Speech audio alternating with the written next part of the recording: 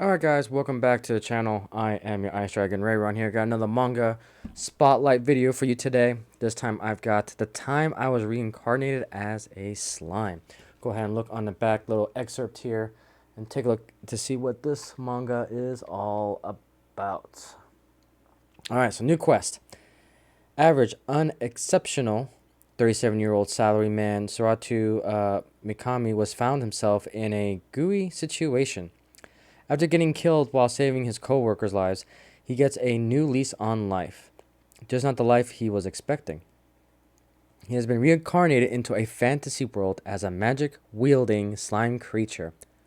Under this new name, Rimuru Tempest, this once normal man will have to learn to survive in a strange new world, and with his incredible wit, affable nature, and a few powerful allies, he'll quickly ooze his way into the hearts and minds of everyone he encounters along his journey. So, this book can kind of be described in one kind of sentence. So, let's go ahead and I'll zoom this out.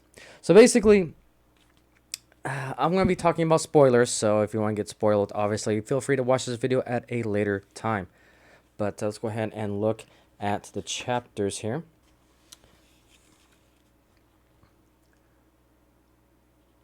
Alright, so for these chapters, we got Death and Reincarnation, Guardian of the Goblin Village, Master of the Direwolves, Head of Dwarf Kingdom, the Dwarven Craftsman, and the Fated One. So, but this particular manga can be described in an interesting way. So this plot line, it's funny to say the least. So it's basically, you have this individual that, you know, he's a normal day for him. He's walking down, hanging out with his friends, and then all of a sudden there's this armed robber that comes up to him and basically stabs him and kills him. And that is how we are kind of introduced to our main characters. Like, oh, that sucks. But he then gets reincarnated into a slime. So what's interesting about this is that it does feel like a very game world. It almost feels like that this guy is probably in a dream or maybe in a coma in his human form. But I don't know. The direction they say that he's actually gotten killed. But there's a lot of hints to say that, you know, potentially he's not dead. And that's how I like to think about it for right now, because when he's in this fantasy world, it's very like an MMORPG, that he's able to interact with an interface, he's able to gain skills, and probably one of his most interesting features is I can best describe as Kirby meets Ditto. So what I mean by that is, you guys know the wonderful Kirby from Nintendo. If you guys don't know who he is, it's basically this little pink little creature that basically can eat anything and also gain the abilities and powers of whatever he practically eats. And then with Ditto, Ditto kind of takes from Pokemon, takes the form of any type of creature. So this slime is basically a mashup between Ditto from Pokemon and Kirby from Nintendo. It's kind of interesting to see if those two had a baby. Essentially, you'll get this slime creature thing. But so we find our main slime here, learning the ropes, trying to figure out what's going on around the world. And he's stuck in his cave right now, and he has to understand that he's got to gain skills.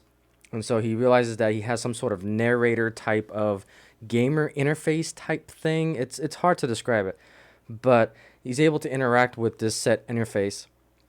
And it basically tells them that you have acquired a new skill. You have gained a new tact. You have learned a new herb, you know. Just the little things that the game typically tells you when you've like leveled up and so forth. But anyway, so we find him stuck in a cave, and then he is meted with a particular another creature. And that's what I think is pretty cool about this book, is that the art, again, is really amazing. And I am a sucker for dragons.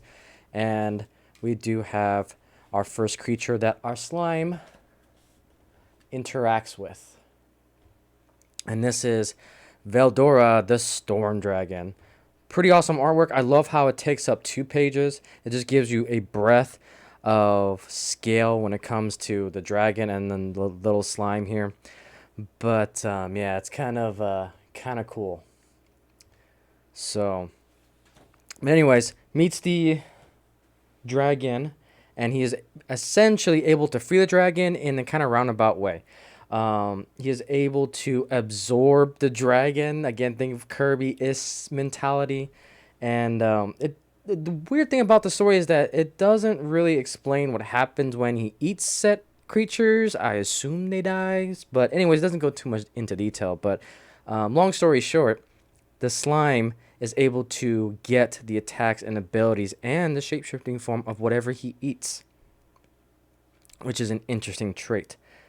But as soon as he realizes that he has this ability, then he starts soaking up all sorts of things from plants to other animals and be able to shapeshift into them, just like Ditto would, and so forth.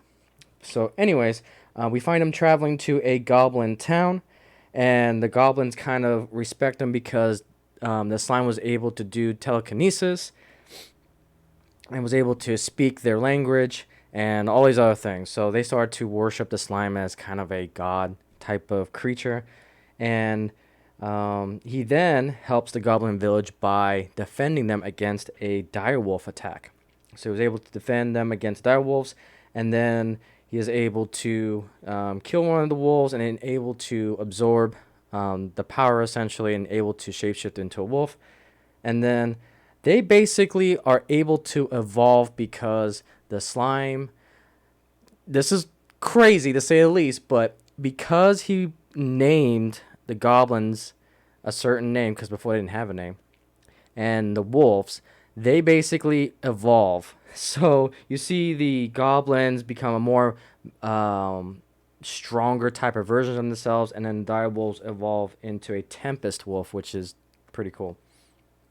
But we do see one limiting factor for the slime though, because it looks like the slime is very overpowered because he can basically absorb anything that he wants and be whatever he wants and use any type of attack that he wants. So we're talking about a really OP potential creature right from the get-go. But we're starting to realize that in here, during his whole naming process, that he actually can use up all of his quote-unquote magic and abilities. And then if he does use it all up, then he has to go into a rest cycle for 3 days. So at least he's a little bit limited, but again, his powers are kind of overpowered. Hopefully they balance it out in the next volume, but that was kind of the only downside they've mentioned about it to balance out everything. But after that, he wanted to do more for the goblins, and they realized that they're going to need better knowledge to build better structures for them, defense, and so forth. So they mentioned that there is the dwarves that have that capability. So we go on a adventure. Think of Lord of the Rings, which is pretty cool. But we go up to the dwarfs' main city, which reminded me of the one in World of Warcraft, and I can't remember. It's like Iron Mountain for World of Warcraft, but I can't remember. But you get the same similar vibes. But so they go there, and then there's some humans that realize, oh, there's goblins and a slime. They're monsters, and they want to kill them. And then the slime basically transforms and teaches our human friends a lesson. However, they get jailed. So they get jailed, and then just when everything seemed bleak, one of the guards for the jail, one of the prison guards' brother got into an accident and needs to be healed. And our slime realizes that when he was in the cave, he was able to heal or was able to eat on some plants. And because of that, he was able to make elixirs. So now he was able to heal a friend. And as a result of that, they are freed. Again, there's just a lot of things that they're pulling out of the story a little bit to get him out of X, Y, and Z situation. So kind of interesting. I'll do the I pretend button on that one, but it feels like there is just, what are the stakes if the slime has every answer possible? So I hope they build upon some more limiting factors when it comes to his power, because again, his power is ridiculous considering that he can shapeshift, he can use all the abilities from them, and then he can also make I'll get to that in my next point, and then he can make elixirs so that way people can heal. So it's getting kind of crazy what the slime can do. So the next thing they do is they go to the blacksmith. Because the blacksmith's going to be able to get weapons, hopefully get structures that they need to build a better goblin town, essentially. And then they meet this individual called Cajun. Cajun tries to tell the slime that, hey, I can't particularly fulfill your quest because I've got all these mithril swords that I've got to make for essentially the Emperor King. Really don't talk about the monarch a little bit for this particular city.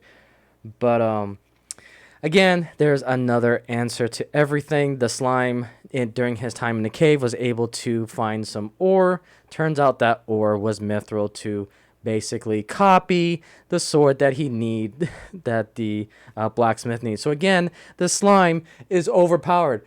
And it's like, I don't know if that's intentional, that the slime's supposed to be OP like that, or if it's self-aware that it's kind of overpowered, but it's getting to the point we're at ridiculous levels now, because now he can duplicate items. And you guys know that if you play the video game, typically if you find a duplication glitch, you usually get banned or it gets patched. So the slime here is able to now duplicate items as long as he has the resources, which is ridiculous to say the least. So it's just funny. I find it very comedic that this slime can pretty much do a lot of things. So I'm hoping they nerf him a little bit, because it feels like the abilities are not balancing out to the consequences.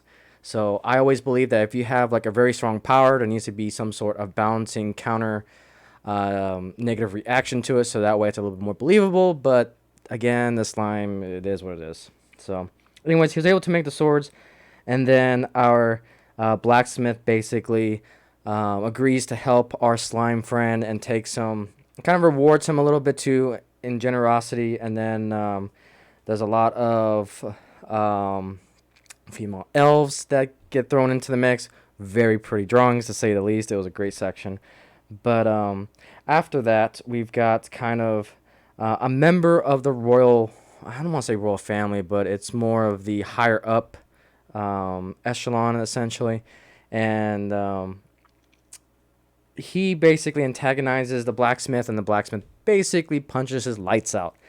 And just when you think everything is going well, once a guy is out of, the best I can say is it's a brothel, but it's like a PG brothel, maybe?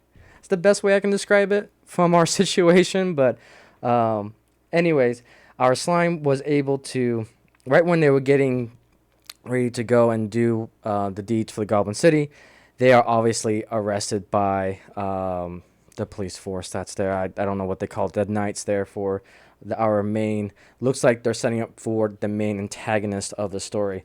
And then I will show you guys his lovely drawing here.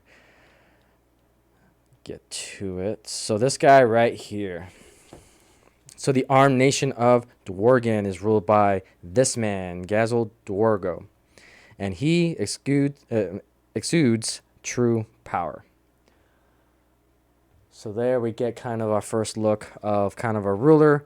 Not exactly sure if he's going to be the main antagonist or not, but again, there really wasn't.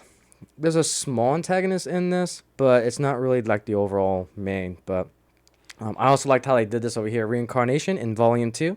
So it's like this whole thing feels like a video game in itself, and that's why it's leading me to believe that our main character here is not really dead, but maybe I'm assuming he is in a coma state, and because he was playing a video game prior to going out to the street to meet up with his friend that, then after he got killed. But I have a sneaky suspicion that this is all within his mind in a coma state. So don't know. We'll continue to read on, but overall, great drawings. I love the armor that this guy's wearing. It gives me a lot of Warhammer 40k, or not necessarily 40k, but more fantasy Warhammer. But nevertheless, it feels rich. It feels true. It feels just, I don't want to say feel, but the way it looks, the details of the armor, the textures of it, it just looks so unique and different. So, but yeah, that is the first volume of That Time I Reincarnated as a Slime. Definitely a more easier read too. I noticed overall a very simple storyline that this guy got reincarnated, and he has a lot of abilities. As you know, it feels very video game ish.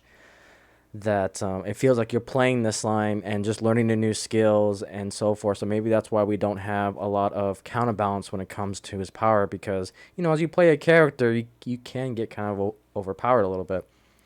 But I would like to see definitely more balancing, because from duplicating items to resource gathering, being able to do all the skills, being able to morph into any character or any creature that he basically eats, and to use that ability, it's kind of mind blowing just how OP this little slime is, and the fact that um, when he uses too much power, um, he goes basically into a coma state for 3 days. And that threshold really hasn't been defined in this book. So again, I would like to see more. I would like to see him get his butt kicked a little bit, or have some sort of weakness, so that way it's a little bit more believable. Because right now, just way overpowered. So, and bless you, cats. My goodness, all the allergies. But with that, guys, that's my spotlight for that time I got reincarnated as a slime, volume 1, and I'll see you guys on the next video.